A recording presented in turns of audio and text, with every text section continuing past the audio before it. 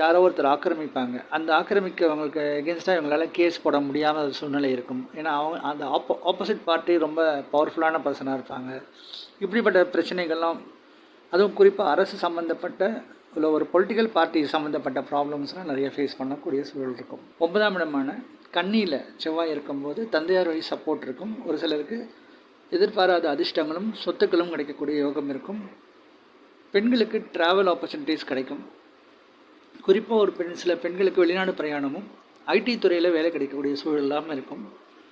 அதுபோல் பேங்கிங் செக்டார்லேயும் ஒரு சில பேருக்கு வேலை கிடைக்கிறதுக்கான வாய்ப்பு இருக்குது. செவ்வாய் 10ஆம் இடமான துலாம்ங்கிற இடத்துல இருக்கும்போது வேலை விஷயங்கள் ரொம்ப சிறப்பாக இருக்கும். பிஸ்னஸ் ரொம்ப சிறப்பான ஒரு யோகத்தை கொடுக்கும். 10ஆம் இடத்துல திக்பலம் அடையக்கூடிய செவ்வாய் ஒரு சிலருக்கு அரசு வேலை கிடைக்கக்கூடிய ஒரு சூழ்நிலையும் கொடுக்கும்.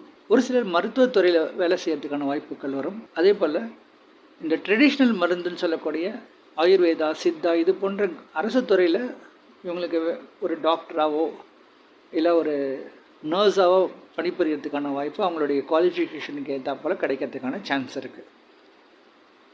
செவ்வாய் 11ஆம் இடமான ரிச்சிகத்தில் ஆட்சி பெறும்போது நல்ல யோககரமாக இருக்கும். ஒரு சிலருக்கு பிஸ்னஸில் ரொம்ப சிறப்பான ஒரு வாழ்க்கையை கொடுத்துரும். அதுபோல் இவங்க பண்ணக்கூடிய கன்ஸ்ட்ரக்ஷன் பிஸ்னஸ்லாம் நல்லா லாபம் கிடைக்கும். குறிப்பாக எக்ஸ்போர்ட் பிஸ்னஸ்லாம் இவங்களுக்கு நல்ல அனுகூலமாக இருக்கும். அதுபோல் இவங்களுக்கு மூத்தவர்களால் ஆதாயம் ஏற்படக்கூடிய சூழலும், ஒரு சிலருக்கு மறுமணம் ஏற்படக்கூடிய சூழலும் இருக்கும். செவ்வாய் 12ஆம் இடமான தனுர் ராசியில் இருக்கும்போது அடிக்கடி சுப விரயங்கள் ஏற்படக்கூடிய சூழல் இருக்கும். எல்லா ஃபங்க்ஷனுக்களும் நிறைய ஸ்பெண்ட் பண்ணுவாங்க. அதுபோல் ஆலய திருப்பணிகள், ட்ராவல் விஷயமாக இவங்க நிறைய ஸ்பெண்ட் பண்ணக்கூடிய சூழலாம் இருக்கும். ஸோ கோவிலுக்காக கும்பாபிஷேகம் அதுபோல் மற்ற நிகழ்ச்சிகளுக்கெல்லாம் இவங்க நிறைய பணம் கொடுத்து உதவுவாங்க. நிறைய சேரிட்டி ஒர்க் பண்ணுவாங்க.